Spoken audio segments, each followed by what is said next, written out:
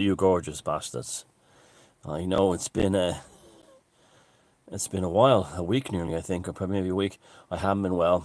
I have an issue with the spine caused by an infection, but I'll be okay. I'm in a fair bit of pain, but nothing that's gonna wipe me out compared to what's happening in regular society with so many people now. It's just one of those life things. You can hear the strain in my voice, but I'll be okay. It's just I'll get better eventually. It's gonna take a while, and in the meantime, it's just a load of fucking shite, as my Manchester friends would say. But I hope everyone's okay and staying safe. There's been quite a lot has happened since you last saw from me, and I have been doing a lot of reading and stuff. I've been lying down a lot and sitting up in the chair a lot. But yeah, so we've a lot of things to cover and to make up for lost ground, as they say. So uh, I'll talk about like the usual Rona stuff in a bit. But well, I guess it's all interlinked in the end, isn't it? We're right now. The transhumanists seem to be trying to make their move. There's a new fad among transhumanists where you won't believe this one. Yeah, you want to just brace yourself for this one, right? Transhumanists now believe that the human mind is a parasite that infects the brain, and removing the mind from the brain and having it just purely as a computer operated nervous system is the only hope for human evolution. Let me repeat what they're saying again. Transhumanists now believe that that the human mind is is an external virus, a pathogen that is damaging our evolution, and it has to be removed. So their new thing now is to remove the mind from people. So a lobotomy, basically. Now, you know, there are they're big into parasites. There are these flukes that live on cow turds. They actually live in the gut they're born in the gut of a cow, and when the cow uh, excretes, these liver fluke are on the cow turds in the field. Now, there's lots of nutrition in cow turds, so ants go to the cow turds to extract sugars from them. And when they eat the cow turds, the fluke goes inside the ant and basically eats out the entire ant's interior system till it's just a shell. It's like the Cylon Raider ships in Battlestar Galactica, and this fluke then takes over the nervous system of the ant and uses the ant's body to drive itself around. I'm not kidding you. Incredible. And eventually the cow munches the grass, and then the cycle begins again. You tell me that happened by accidents of evolution. Give me a break. That's actually a design thing. But anyway, yeah. So the fluke hollows out the interior of the ant and uses the ant almost like a machine to drive around. Well, the transhumanists want to do the same to us. They basically want to remove the mind and just retain the nervous system and have the nervous system and the brain operated by a chip. Now, that's programmed by them. So, because that's the only chance we have for evolution. Now, you could laugh at this and say this is one or two crackpot scientists or a few nut jobs and stuff like that. Oh, but you'd be very, very wrong. And these people are the kind of people who are hanging around with Elon Musk and Bill Gates having these discussions, and Bill Gates going, very interesting and all this stuff. They're hanging around with heads of CEOs of companies. They give speeches at places like the World Economic Forum at Davos. And you think, well, it'd never affect me. But at the World Economic Forum at Davos, sitting in the audience is this country, is the Prime Minister, Micheál Martin, and the Deputy Prime Minister, and future Prime Minister, or ex-Prime Minister, or whatever fucking system we have here now, Leo Varadkar, are sitting there listening to a guy on a stage talking about removing our minds and replacing them with robots inside our brains, because this way people won't question our policies anymore. So they say things like, well, paedophilia is legalized, and so, which is the only goal left that the only goal that the left has remaining to actually achieve. This is why you will never meet a lefty who will denounce paedophilia, because that's ultimately what the lefts are only about now. And that's not, I'm not only talking about like Antifa and stuff like that. I'm talking about like things like trade unions and school teachers' trade unions. That's all they care about now. The legalization of sex with infants. And if you know someone who's a lefty now, you know someone who's a member of a paedophile operation. You do. That's simple as that.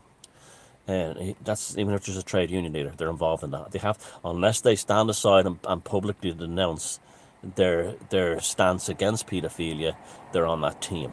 Now, so all these angry lefties you see all around the place, they're all angry. You know, like you saw and they're literally put in there because Kyle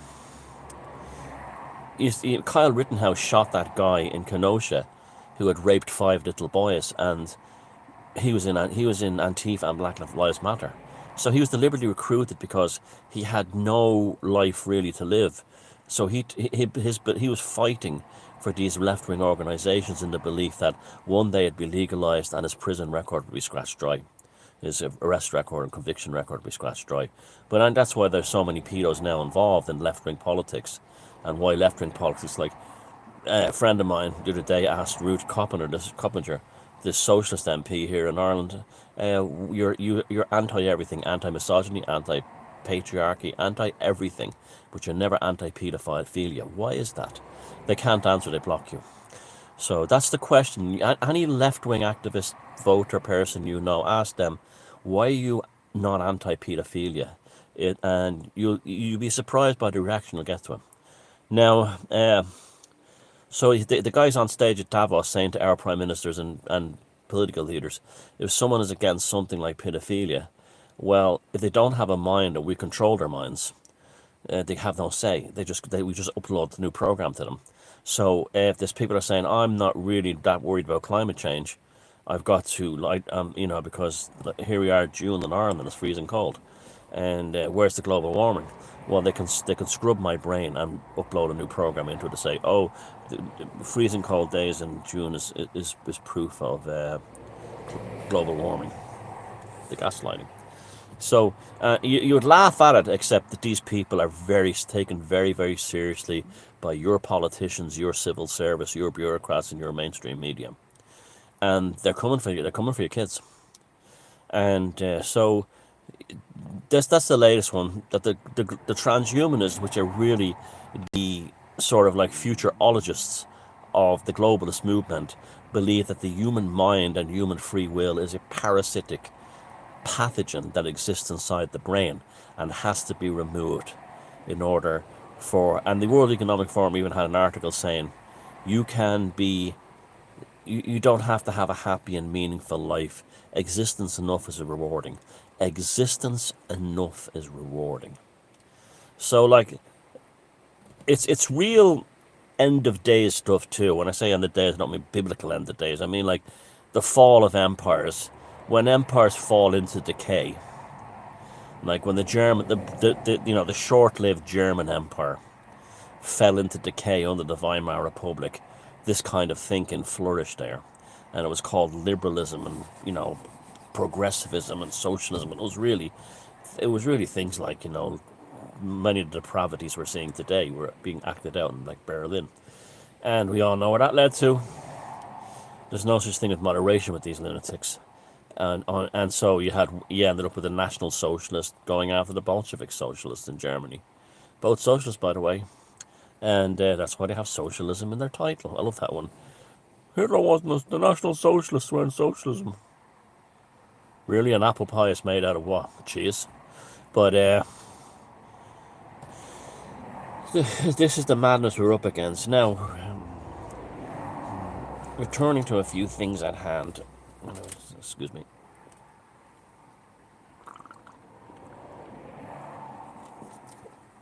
have a high caffeine drink. It helps move the painkillers around. But oh, they'll have to fucking take me out of the box. There's no, I'm gonna fucking, with my last breath, I'll be rousing the tribes with my last breath. You can be sure of that. Now, Russia has won in Ukraine. They've won for months now.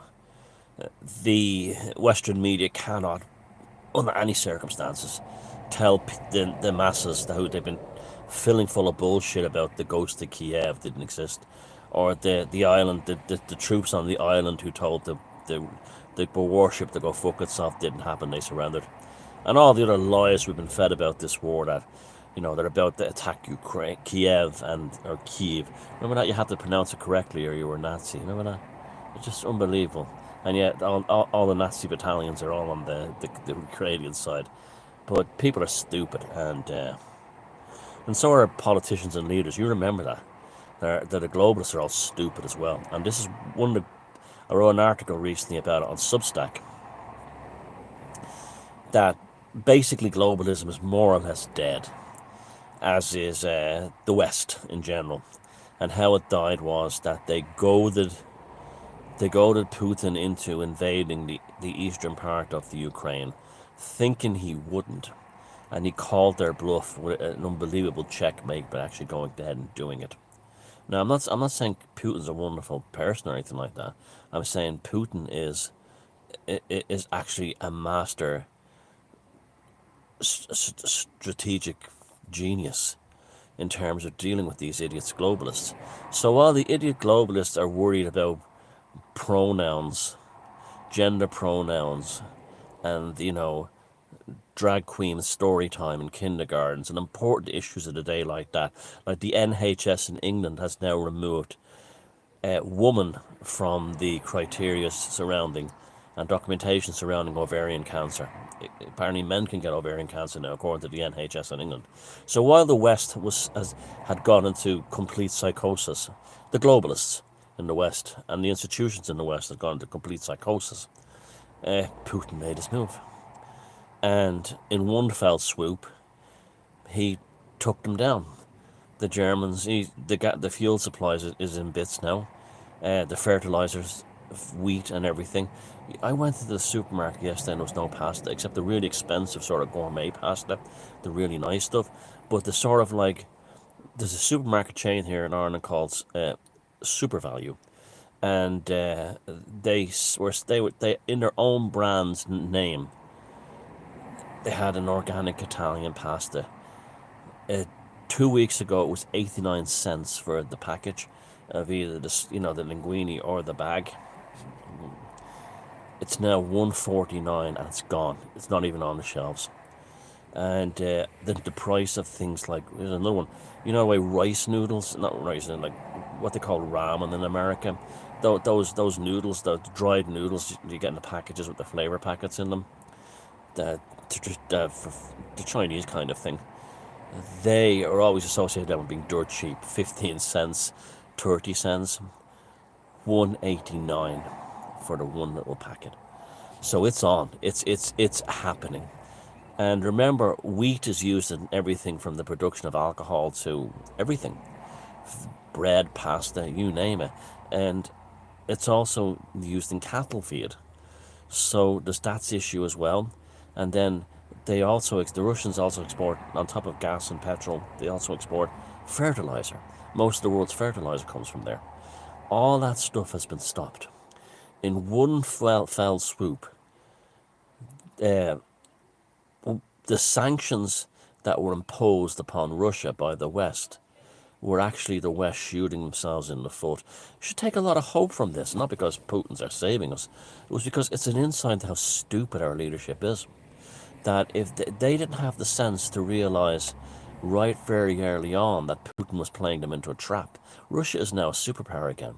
Russia is a superpower by merely not invading a small part of the Ukraine and seizing it and holding it. But Russia is a superpower because it sat back and waited for the hysterical queens and the incompetent morons in the Western governments to impose sanctions, knowing that he held all the cards in terms of wheat, fertilizer, petroleum, and gas.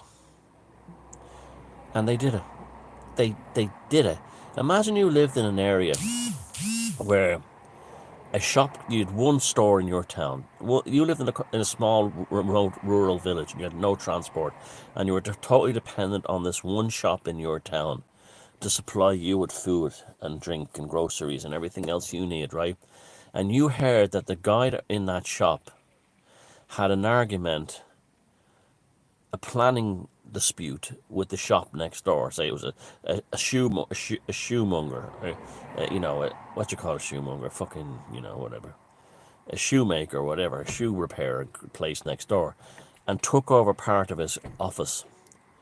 And you said, well, I'm not, because of what he did to that shoemaker's thing, I'm not going to buy any groceries, and then you starve to death because it's the only shop in town. Well, that's exactly what the globalists have done. That's how stupid they are. So they've destroyed the West, and they've destroyed themselves. So globalism, for all intents and purposes, is dead. It's dead in the water. And we're going through a period of restoration. This is all good stuff, by the way. And the World Economic Forum in Davos was basically a no-show as far as the G7 was concerned. None, of course, our incredibly mediocre leader from Ireland went, and his the other, Varadkar and Martin, but that's because they're mediocre. And they thought we were going there to be surrounded by big statespeople, and they found themselves surrounded by civil servants from like Luxembourg, and that's how clueless they are. While the main show in town was the G7, and that was a complete. They looked like the band on the deck of the Titanic when it was going down. It looked really bad. They looked suicidal and depressed. It's all over. The war in Russia has ended all their dreams. Now, they've done tremendous damage in the meantime. And this will end, and it won't last a long time, I reckon a year or two. So in the meantime, we've got to learn to stay calm and survive. Now, all the normies are going nuts. You see, the normies don't understand history. They see, currently it's €2.10 in a lot of the garages around here for a litre of petrol. €2.10. Well, they think that stays like that.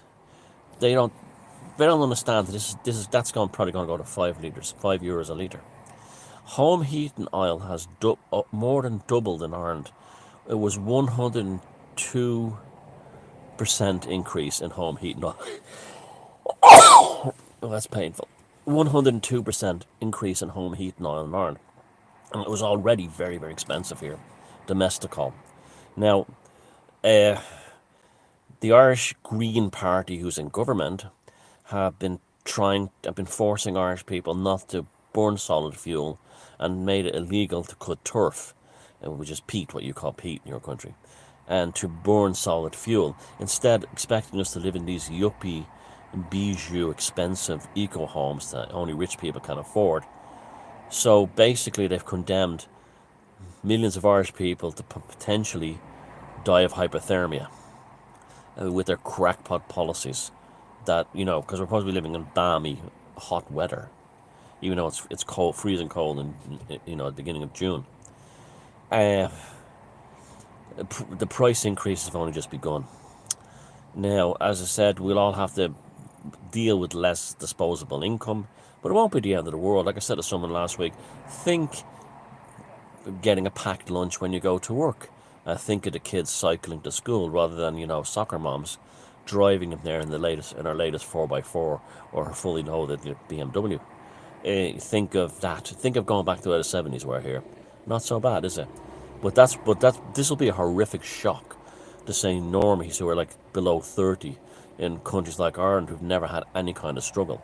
It's always been easy, and it's always been plenty of money and plenty of work, and they will go bonkers. They will not be able to handle it. And so that's Putin won.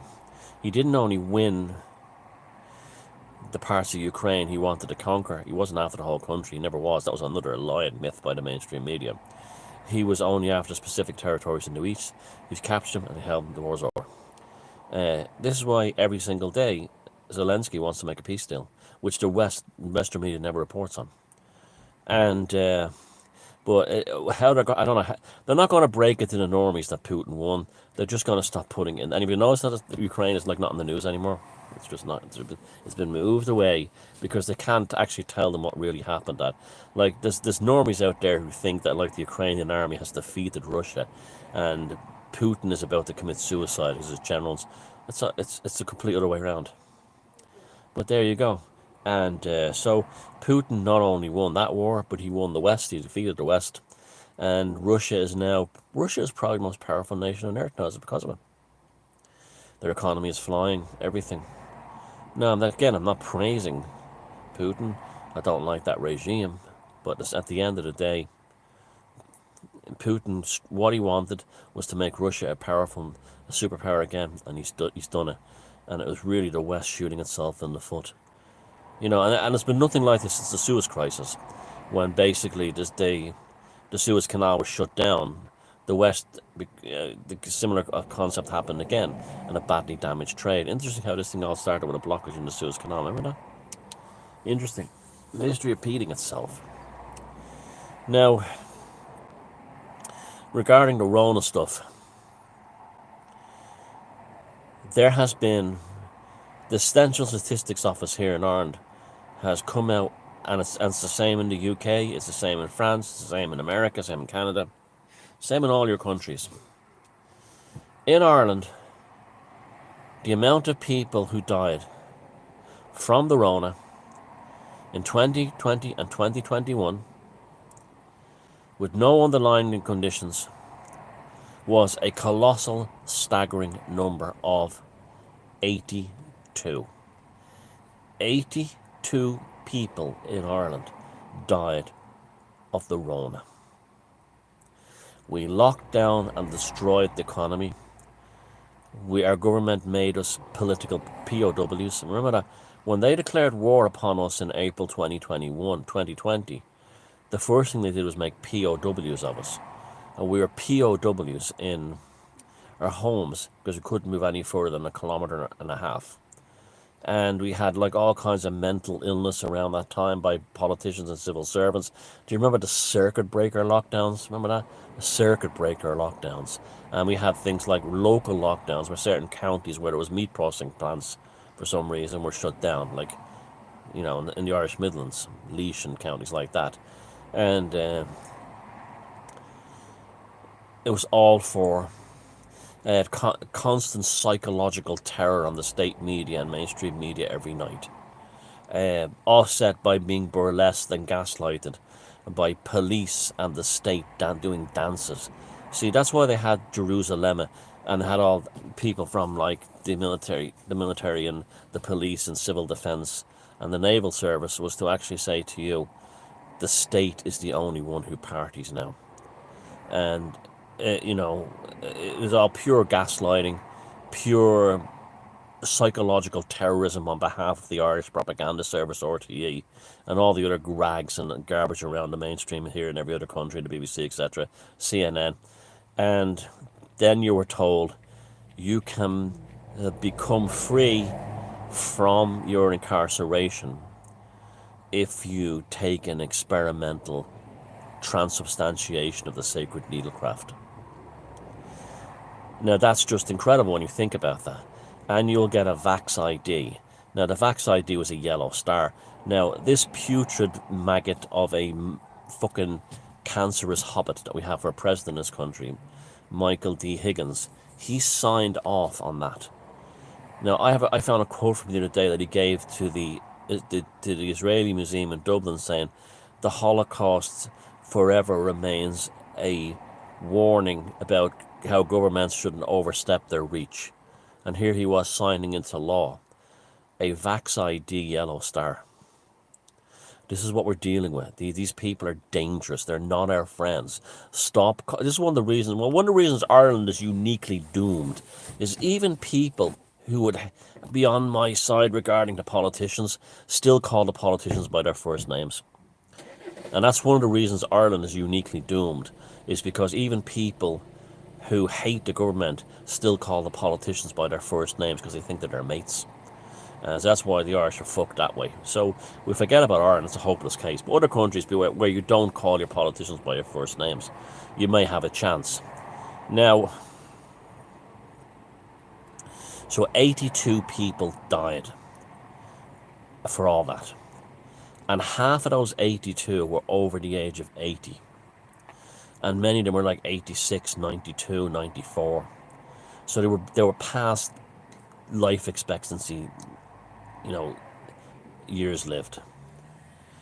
And it's not just Ireland it's happening, it happening everywhere. Almost nobody died of the Rona. What they have been dying of was suicide, depression, and all the other things that happened.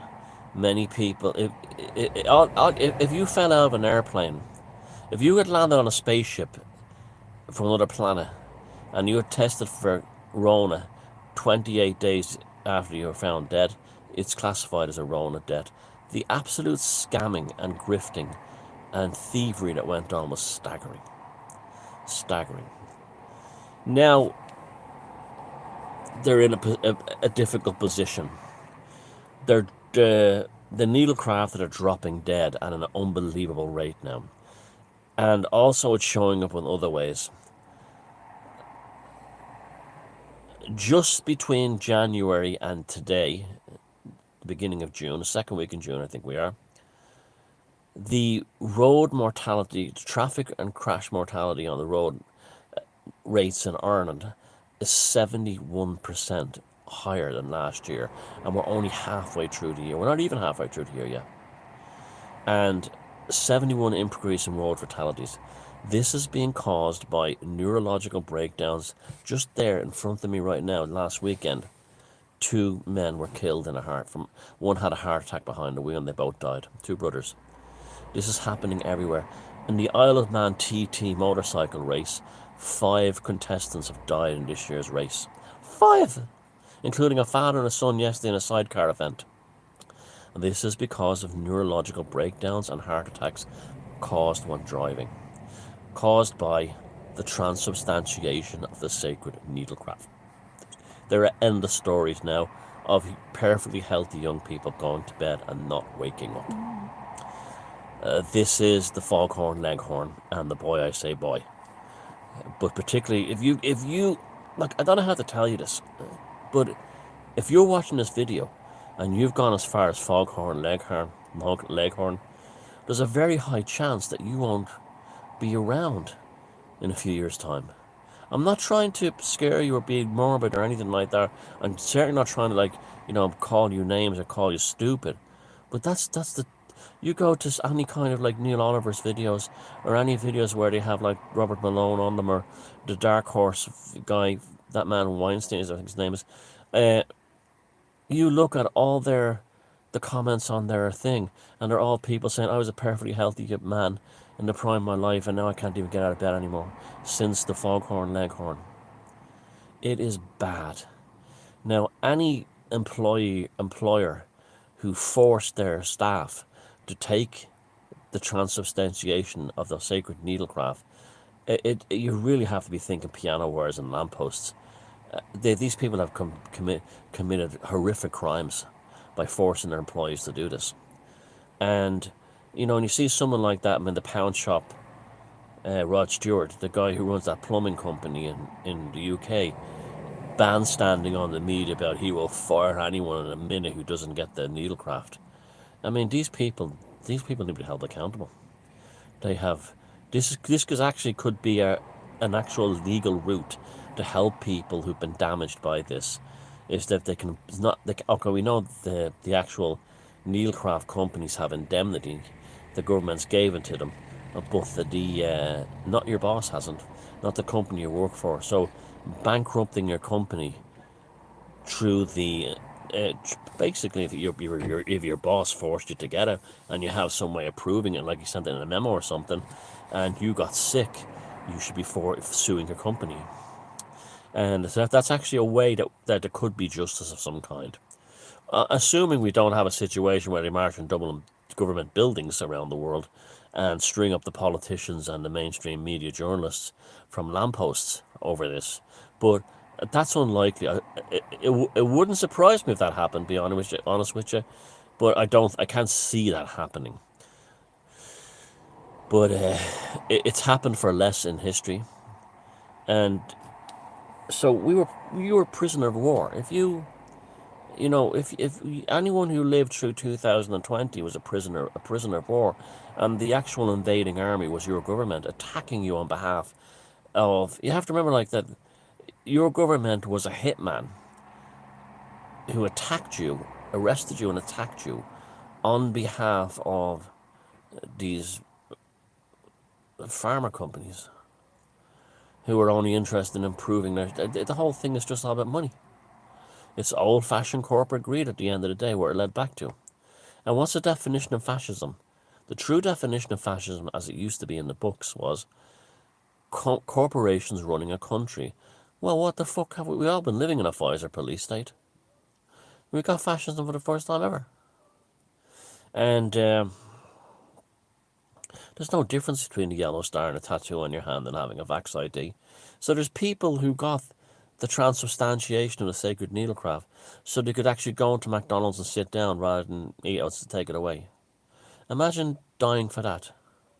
And yet they did. Imagine giving your body to an experimental needlecraft. And yet they did for that. This will be going to Odyssey, this one. But here we are.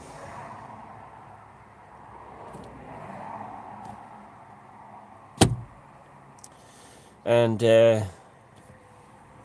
I think now they're hoping, I think the fourth one, the boy I say boy, that one, I think they just want to speed up the killing, the removal, because they reckon if there's less of them around, there'll be less chance of them being held accountable for what they did in 2020 and 2021.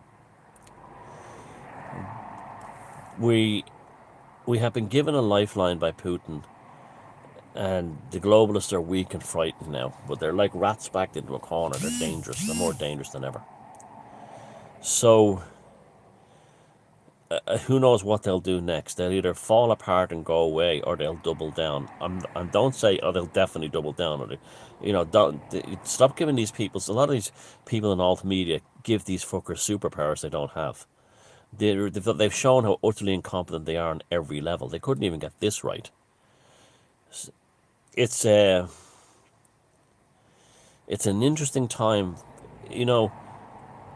as much like those of you out here watching this in the tribe, as dark as that seems, we are fortunate in that we are the only ones, and people like us, of course, not just in the tribes, but people like us are the only ones that have the faculties and fortitude to actually get through the next 2 years easier than the average person, because we're ready for it. We understand it. We know the dynamic. I can only imagine how the average normie who believes everything they see on mainstream television, all that lies, believes they're politicians and calls them by their first names, how they're going to handle it.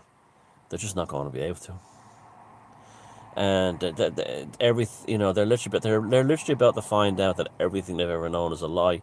And you know what? They'll then say it's still conspiracy. They'll still call you a conspiracy theorist for saying that we believe this to you. The other day, Bill Gates said that that the Rona wasn't that serious and only older people and very sick people died. Now, if you said that 2 years ago, this channel would be shut down, you would be deplatformed, and you would be called a conspiracy theorist. And now here's Bill Gates on a stage saying what we said 2 years ago. So it's great talking to you again. Sanguine Notice. Love his home.